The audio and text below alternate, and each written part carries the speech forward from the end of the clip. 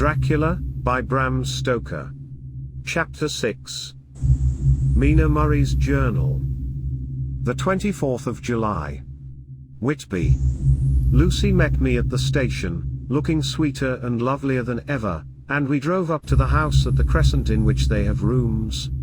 This is a lovely place. The little river, the Esk, runs through a deep valley, which broadens out as it comes near the harbour. A great viaduct runs across, with high piers, through which the view seems somehow further away than it really is. The valley is beautifully green, and it is so steep that when you are on the high land on either side you look right across it, unless you are near enough to see down. The houses of the old town the side away from us, are all red-roofed, and seem piled up one over the other anyhow, like the pictures we see of Nuremberg.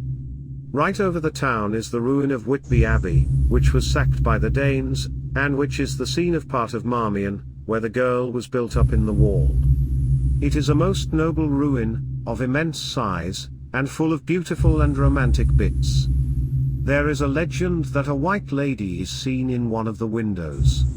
Between it and the town there is another church, the parish one, round which is a big graveyard, all full of tombstones. This is to my mind the nicest spot in Whitby, for it lies right over the town, and has a full view of the harbour and all up the bay to where the headland called Kettleness stretches out into the sea. It descends so steeply over the harbour that part of the bank has fallen away, and some of the graves have been destroyed. In one place part of the stonework of the graves stretches out over the sandy pathway far below. There are walks, with seats beside them, through the churchyard, and people go and sit there all day long looking at the beautiful view and enjoying the breeze.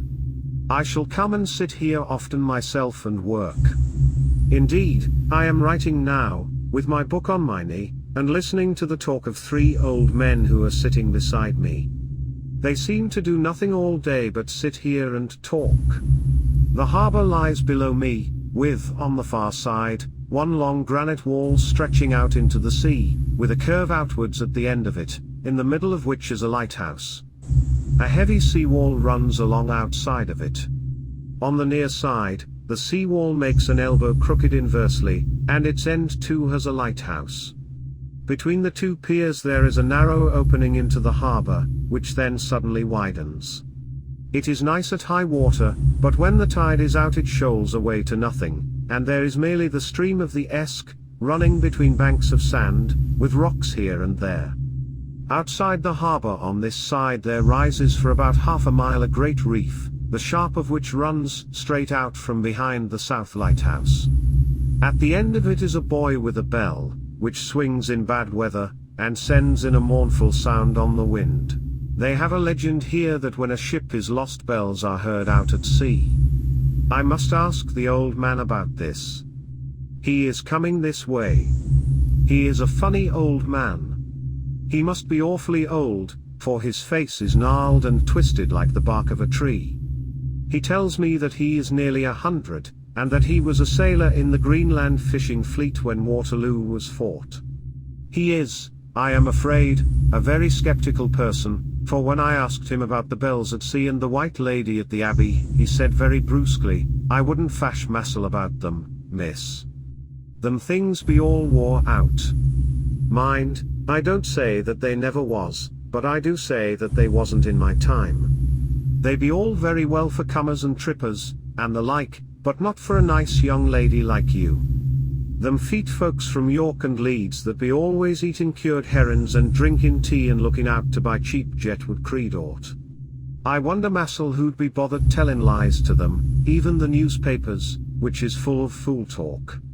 I thought he would be a good person to learn interesting things from, so I asked him if he would mind telling me something about the whale fishing in the old days. He was just settling himself to begin when the clock struck 6, whereupon he laboured to get up, and said, "I must gang onwards home now, miss. My granddaughter doesn't like to be kept waiting when the tea is ready, for it takes me time to crammel aboon the grease, for there be a many of 'em, and miss, I lack belly timber sairly by the clock." He hobbled away, and I could see him hurrying, as well as he could, down the steps. The steps are a great feature on the place.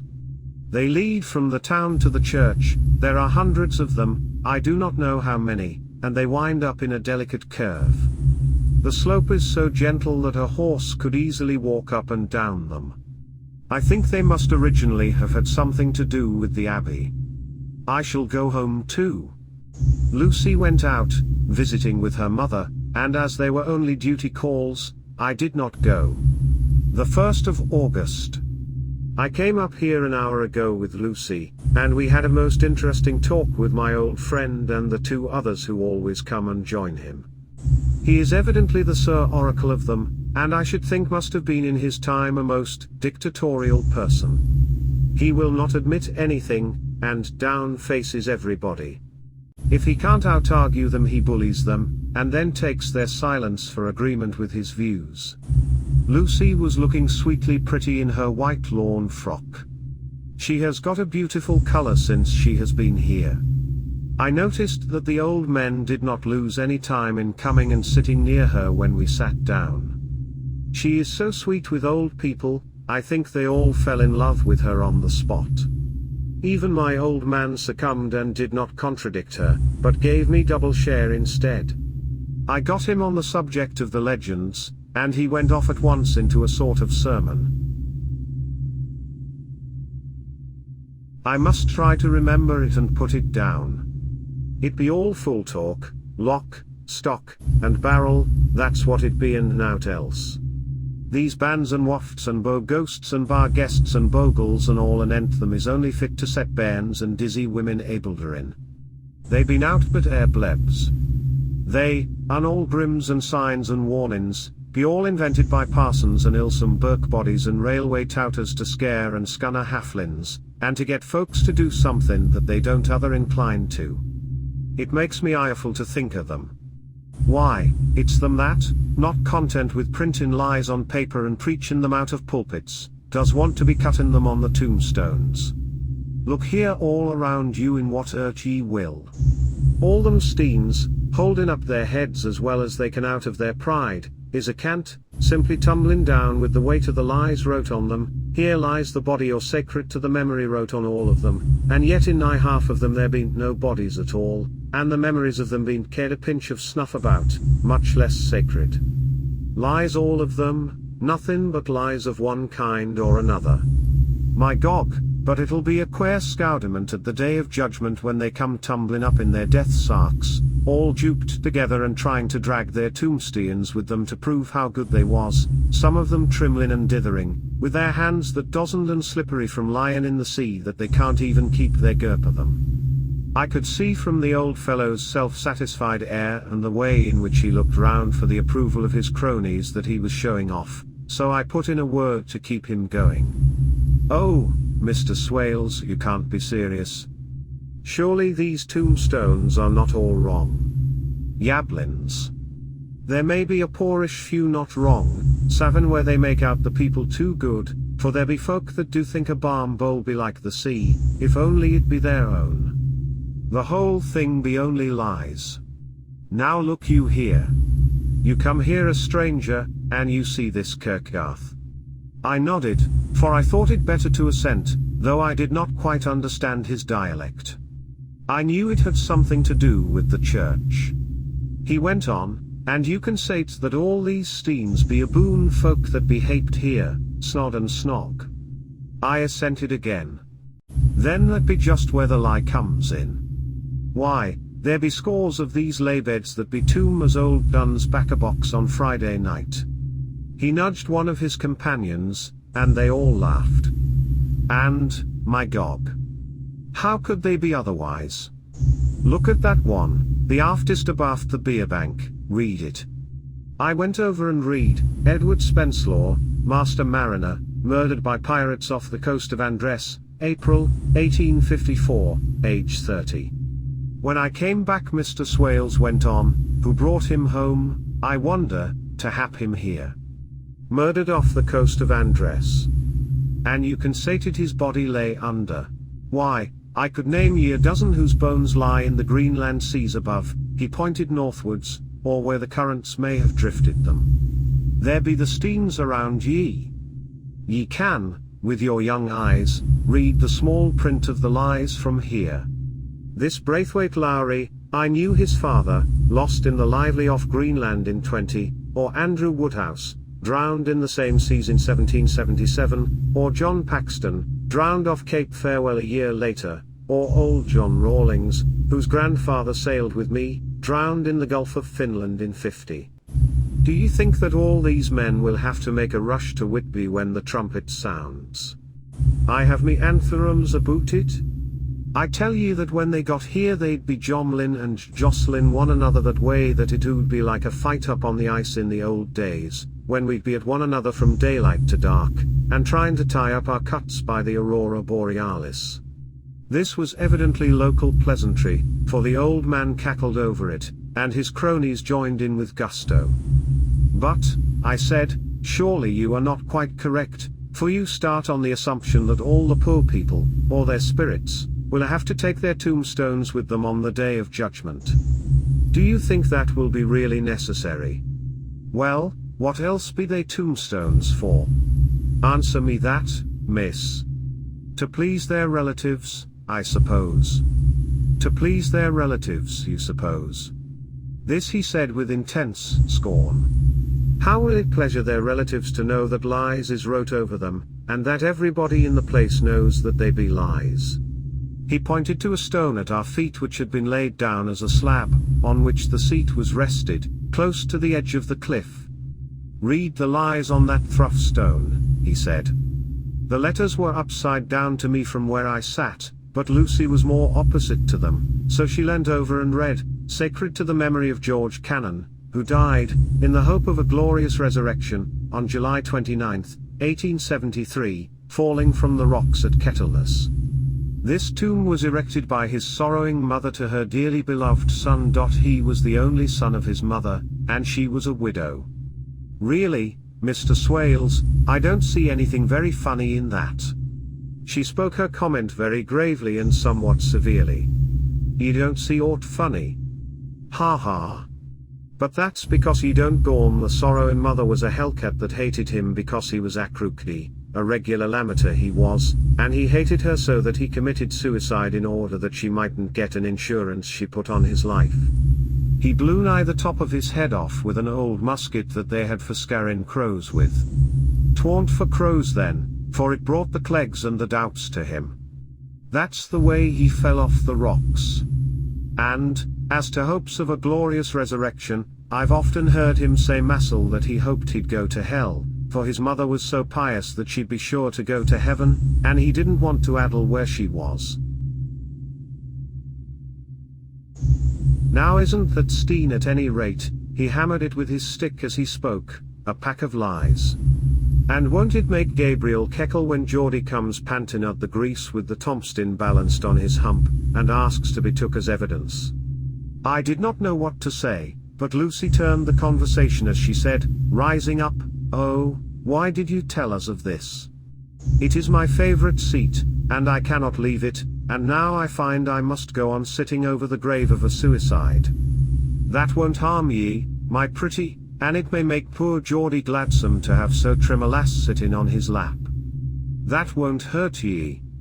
Why, I've sat here off and on for nigh 20 years past, and it hasn't done me no harm.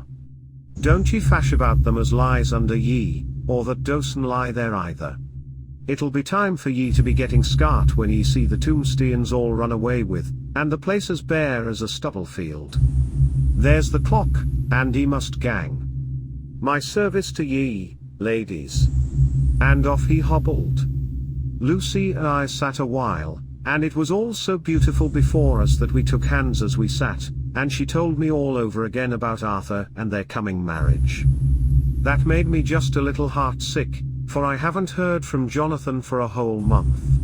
The same day I came up here alone, for I am very sad. There was no letter for me. I hope there cannot be anything the matter with Jonathan. The clock has just struck 9. I see the lights scattered all over the town, sometimes in rows where the streets are, and sometimes singly. They run right up the Esk and die away in the curve of the valley. To my left the view is cut off by a black line of roof of the old house next to the abbey. The sheep and lambs are bleating in the fields away behind me, and there is a clatter of donkeys' hoofs up the paved road below. The band on the pier is playing a harsh waltz in good time, and further along the quay there is a Salvation Army meeting in a back street. Neither of the bands hears the other, but up here I hear and see them both. I wonder where Jonathan is and if he is thinking of me. I wish he were here. Dr. Seward's Diary, the 5th of June. The case of Renfield grows more interesting the more I get to understand the man. He has certain qualities very largely developed: selfishness, secrecy, and purpose. I wish I could get at what is the object of the latter. He seems to have some settled scheme of his own, but what it is I do not know. His redeeming quality is a love of animals, though, indeed, he has such curious turns in it that I sometimes imagine he is only abnormally cruel. His pets are of odd sorts. Just now his hobby is catching flies. He has at present such a quantity that I have had myself to expostulate. To my astonishment, he did not break out into a fury, as I expected, but took the matter in simple seriousness. He thought for a moment, and then said, "May I have 3 days? I shall clear them away." Of course, I said that would do. I must watch him. The 18th of June. He has turned his mind now to spiders, and has got several very big fellows in a box. He keeps feeding them his flies, and the number of the latter is becoming sensibly diminished, although he has used half his food in attracting more flies from outside to his room. The 1st of July. His spiders are now becoming as great a nuisance as his flies, and today I told him that he must get rid of them. He looked very sad at this, so I said that he must some of them, at all events. He cheerfully acquiesced in this, and I gave him the same time as before for reduction. He disgusted me much while with him, for when a horrid blowfly, bloated with some carrion food, buzzed into the room, he caught it, held it exultantly for a few moments between his finger and thumb, and before I knew what he was going to do, put it in his mouth and ate it. I scolded him for it, but he argued quietly that it was very good and very wholesome, that it was life, strong life, and gave life to him. This gave me an idea, or the rudiment of one. I must watch how he gets rid of his spiders. He has evidently some deep problem in his mind, for he keeps a little notebook in which he is always jotting down something. Whole pages of it are filled with masses of figures, generally single numbers added up in batches, and then the totals added in batches again, as though he were focusing some account, as the auditors put it. The 8th of July. There is a method in his madness, and the rudimentary idea in my mind is growing. It will be a whole idea soon, and then, oh, unconscious cerebration, you will have to give the wall to your conscious brother. I kept away from my friend for a few days, so that I might notice if there were any change. Things remain as they were except that he has parted with some of his pets and got a new one. He has managed to get a sparrow, and has already partially tamed it. His means of taming is simple, for already the spiders have diminished. Those that do remain, however, are well fed, for he still brings in the flies by tempting them with his food. 19 July. We are progressing. My friend has now a whole colony of sparrows, and his flies and spiders are almost obliterated.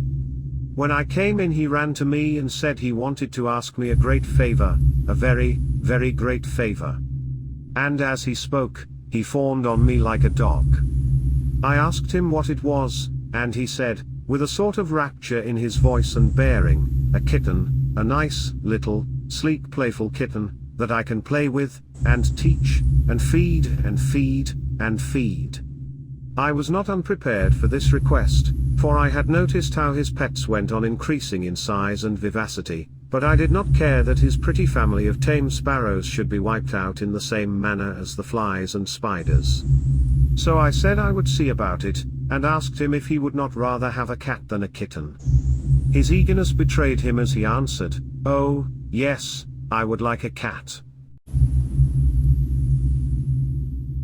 I only asked for a kitten lest you should refuse me a cat.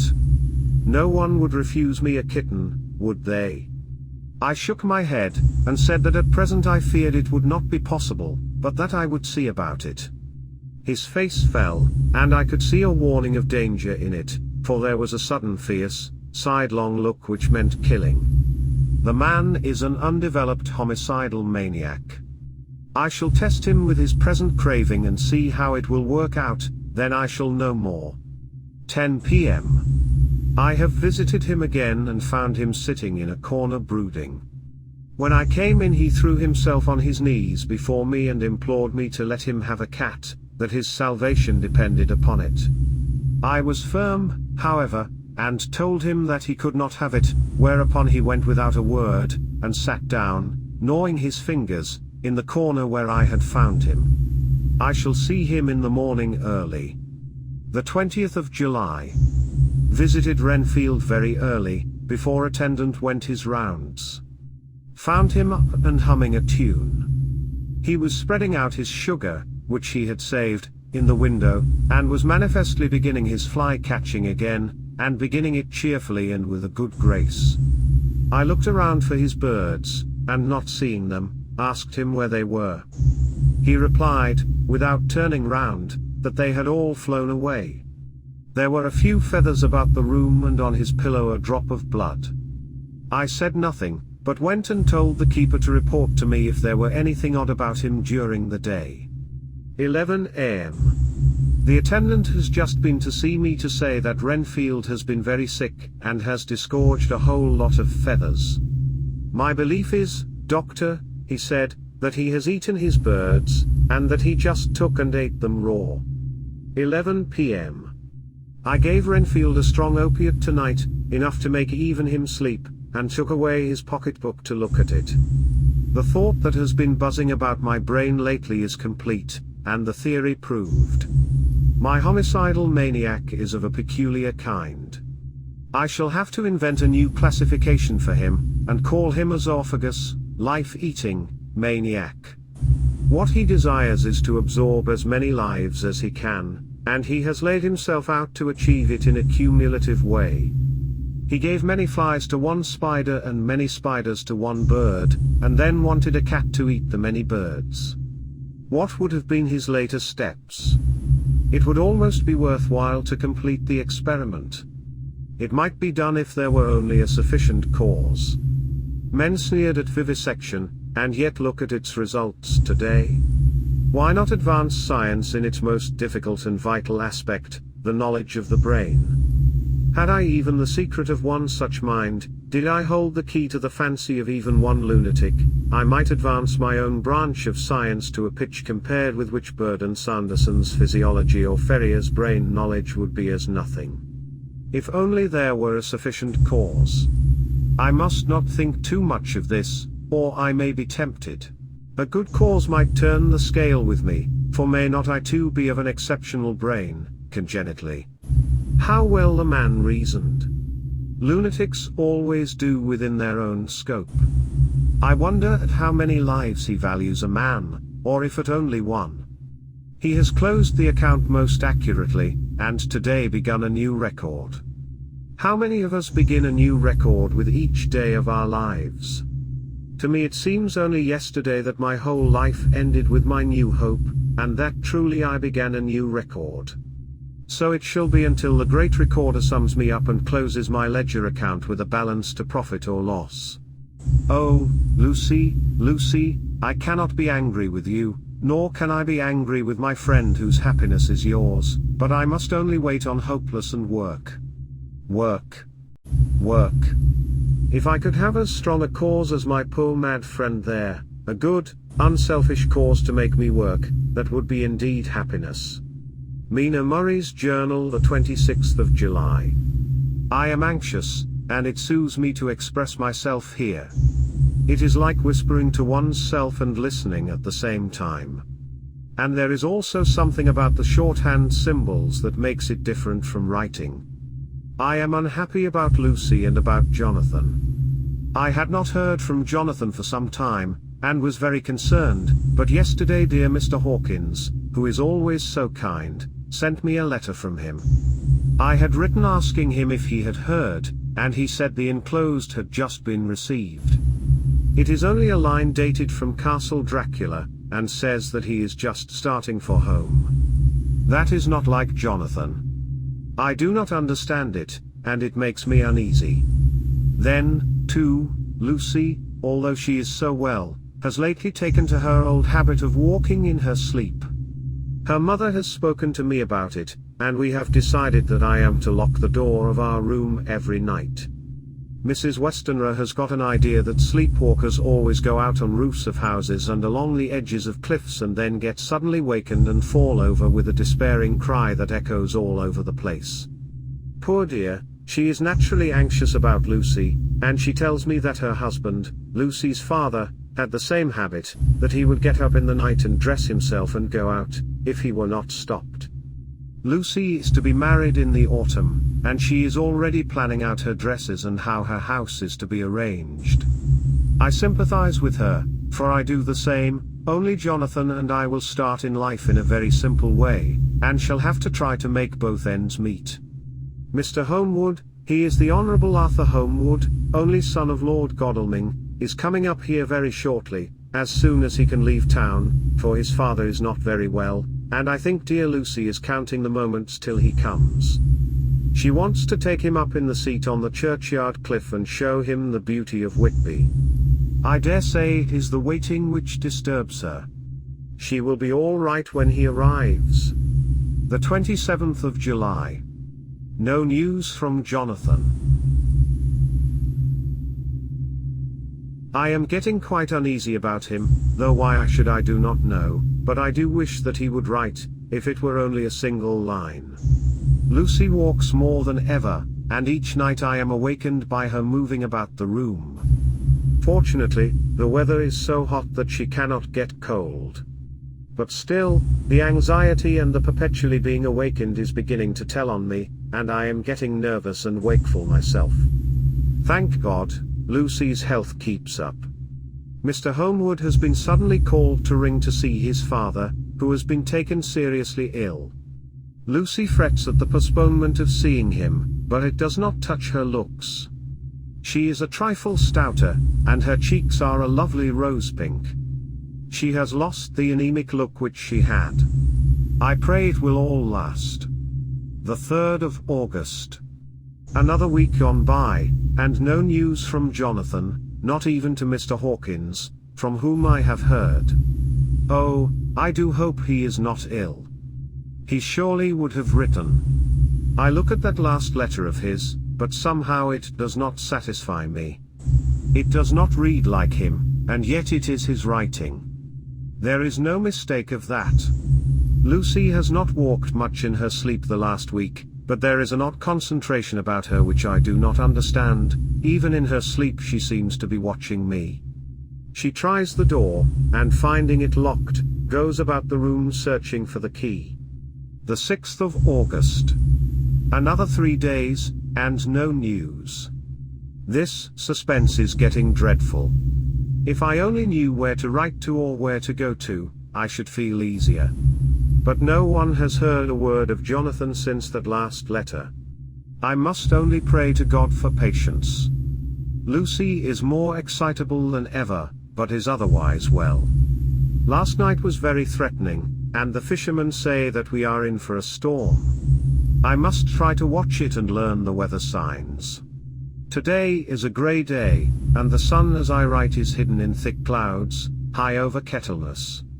Everything is grey except the green grass, which seems like emerald amongst it, grey earthy rock, grey clouds, tinged with the sunburst at the far edge, hang over the grey sea, into which the sandpoints stretch like grey figures. The sea is tumbling in over the shallows and the sandy flats with a roar, muffled in the sea mists drifting inland. The horizon is lost in a grey mist. All vastness, the clouds are piled up like giant rocks, and there is a brool over the sea that sounds like some passage of doom. Dark figures are on the beach here and there, sometimes half shrouded in the mist, and seem men like trees walking. The fishing boats are racing for home, and rise and dip in the ground swell as they sweep into the harbour, bending to the scuppers. Here comes old Mr. Swales. He is making straight for me, and I can see, by the way he lifts his hat, that he wants to talk. I have been quite touched by the change in the poor old man.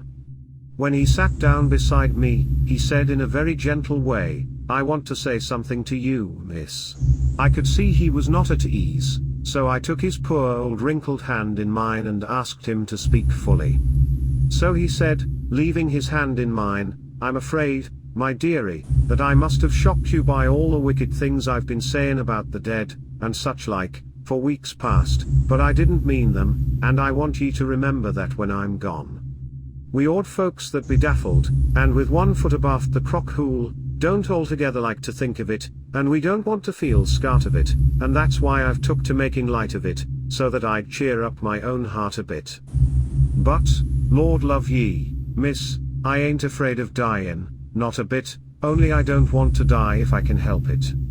My time must be nigh at hand now, for I be old, and 100 years is too much for any man to expect. And I'm so nigh it that the old man is already whetting his scythe. Ye see, I can't get out of the habit of caffin about it all at once. The chafes will wag as they be used to. Some day soon the angel of death will sound his trumpet for me. But don't ye duel and greet, my dearie, for he saw that I was crying if he should come this very night I'd not refuse to answer his call. For life be, after all, only a waitin' for something else than what we're doing, and death be all that we can rightly depend on. But I'm content, for it's comin' to me, my dearie, and comin' quick. It may be comin' while we be lookin' and wonderin'. Maybe it's in that wind out over the sea that's bringin' with it loss and wreck, and sore distress, and sad hearts. Look! Look! He cried suddenly. There's something in that wind and in the host beyond that sounds and looks, and tastes, and smells like death. It's in the air. I feel it comin'. Lord, make me answer cheerful, when my call comes. He held up his arms devoutly, and raised his hat. His mouth moved as though he were praying. After a few minutes' silence, he got up, shook hands with me, and blessed me, and said goodbye, and hobbled off. It all touched me, and upset me very much. I was glad when the Coast Guard came along, with his spyglass under his arm. He stopped to talk with me, as he always does, but all the time kept looking at a strange ship. "I can't make her out," he said. "She's a Russian, by the look of her. But she's knocking about in the queerest way. She doesn't know her mind a bit. She seems to see the storm coming, but can't decide whether to run up north in the open, or to put in here. Look there again. She is steered mighty strangely, for she doesn't mind the hand on the wheel, changes about with every puff of wind. We'll hear more of her before this time tomorrow."